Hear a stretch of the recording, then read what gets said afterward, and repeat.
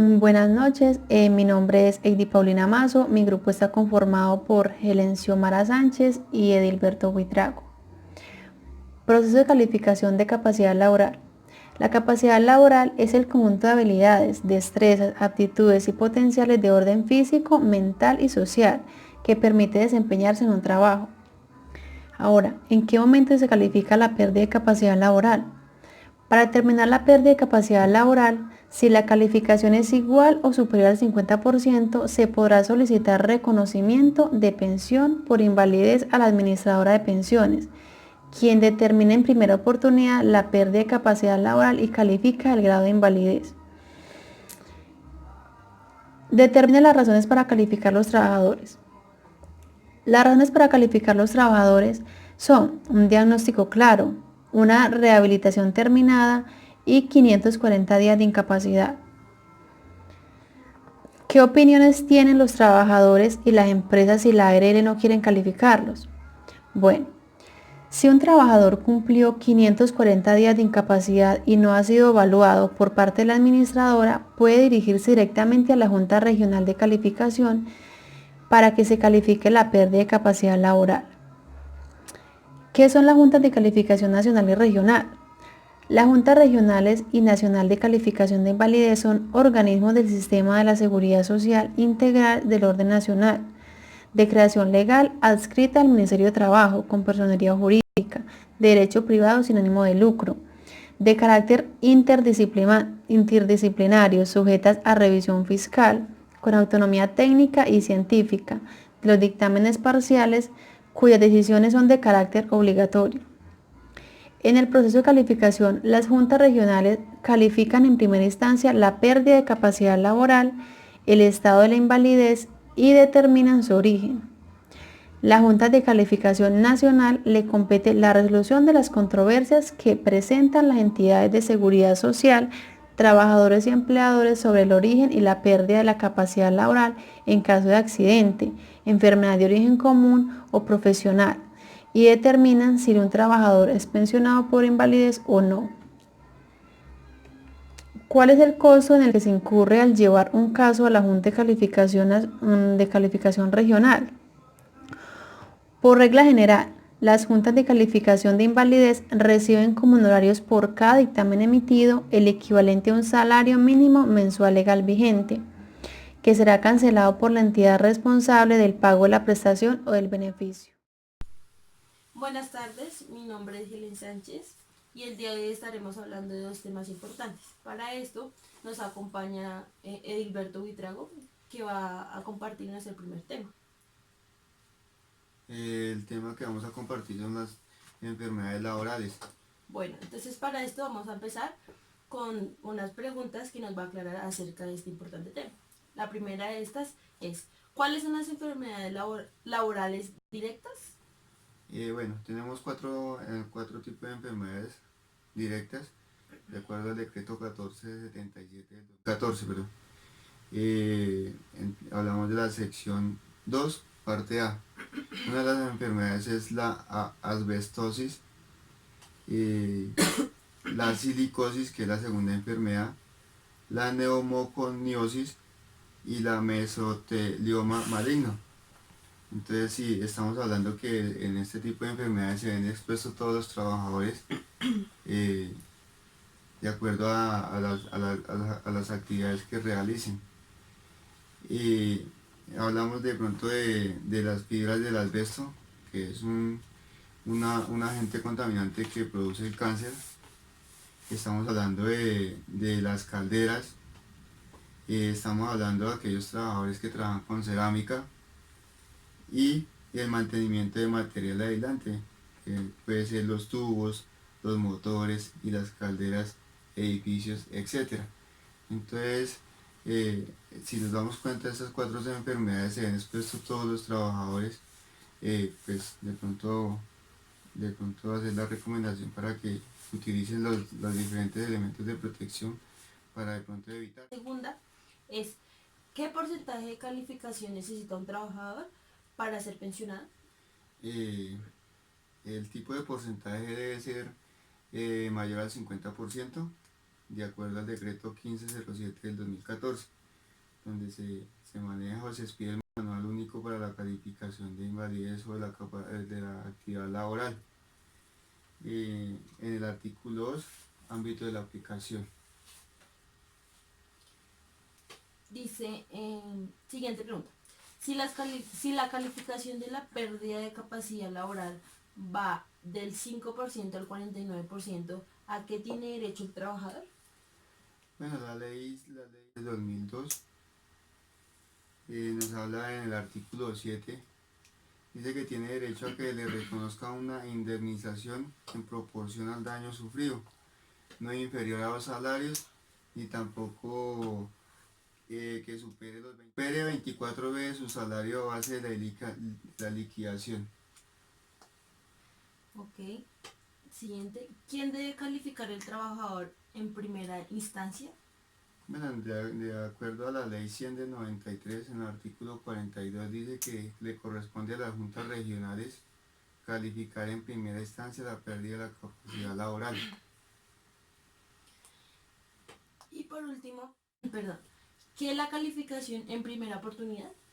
Estamos hablando que empezamos por calificar el origen de la enfermedad, la fecha de la estructuración, el grado de la invalidez, el cual comprende las acciones y las etapas que deben realizar las personas y las entidades. Entonces, que es como un seguimiento que se le hace de acuerdo a la enfermedad, a la capacidad que de pronto maneje aquella persona. Es como el seguimiento que le puede hacer a ella. Bueno, muchas gracias. Entonces, seguiremos con el segundo tema. El segundo tema es que vamos a tratar acá con mi compañera Helen, es de la reincorporación laboral. Entonces, ¿qué es? El periodo de incapacidad temporal, el empleador está obligado en volver a emplear a esta persona, a este trabajador, si tiene sus capacidades pues para poder desempeñar la labor que venía ejecutando. Y si no es así, pues poderlo poner en otra labor que pueda cumplir su capacidad. ¿Quién es el responsable de realizar el proceso de la reincorporación laboral? Bueno, la persona encargada de realizar este procedimiento es la persona que se encarga del programa de seguridad ocupacional y el departamento de talento humano de la empresa. Estas dos entidades de la empresa son las encargadas de llevar el proceso para la reincorporación del trabajador. Bueno, ¿cuál es la diferencia entre reducción y reconversión? Bueno, la reinducción es aquella actividad fundamental del proceso de rehabilitación integral donde el trabajador, junto con el apoyo del responsable del sistema de seguridad y salud del trabajo de la empresa y el profesional del equipo de rehabilitación de la ARL, porque tienen que trabajar conjunto para llevar pues, el proceso de esta rehabilitación y pues la idea es que se pueda ir involucrando poco a poco nuevamente a su labor que desempeña. Esta es la reinducción. Y la reconversión, esta se dará en aquellos casos en los que la capacidad funcional del trabajador no le permite volver a ejercer la profesión u oficio que venía desempeñando. Bueno, muy bien. ¿Qué es la prueba de trabajo? Bueno, esta prueba de trabajo se trata del seguimiento a la estrategia de reincorporación del trabajador definido y permanente, verificando el desempeño de esta persona, del trabajador o colaborador, en el puesto seleccionado mediante la observación directa. ¿Cuáles son las responsabilidades de las empresas en el proceso de reincorporación laboral? Bueno, las empresas tienen acá un trabajo muy importante cuando se hace la reincorporación. Entonces se debe tener en cuenta que primero tener un procedimiento claro y establecido y efectuar un seguimiento adecuado al reincorporamiento de esta persona para que continúe con el asesoramiento de la ARL, identificando y ejecutando las operaciones de reintegro. Ese es el primer punto. El segundo punto que se debe tener presente cuando se hace el reintegro y el proceso que debe seguir la empresa es que realizar estudios del puesto de trabajo necesarios para desarrollar el programa de reincorporación ocupacional y laboral y asimismo llevar un historial a los estudios del trabajo de cada a los puestos, perdón, a los puestos de trabajo de cada uno de los colaboradores. Y por último vamos a hacer un cuadro, vamos a responder aquí el cuadro comparativo, lo que es el reintegro sin modificaciones, reintegro con modificaciones, reubicación temporal y reubicación definitiva. Entonces acá mi compañero le va a leer el cuadro comparativo que hay.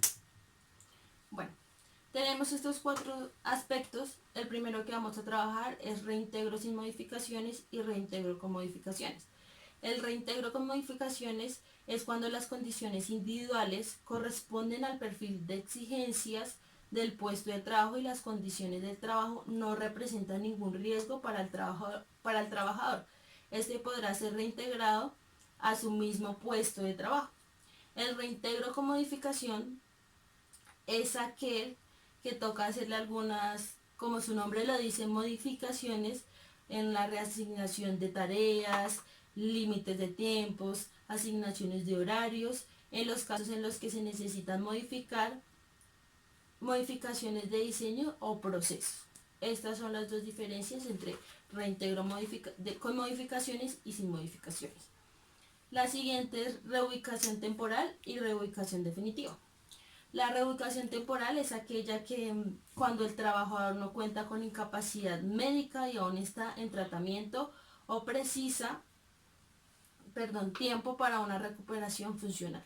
Debe ser reubicado de manera temporal en un puesto de menor complejidad o exigencia mientras se restablece la capacidad individual. Y la reubicación definitiva es en aquellos casos en que la capacidad residual del trabajador no corresponde a las exigencias del trabajo que venía desempeñando o a las tareas que venía desempeñando. Debe considerarse la opción de reubicar al trabajador en otro puesto de trabajo. Entonces, estas son las diferencias que tenemos y muchas gracias. Bueno, muchas gracias.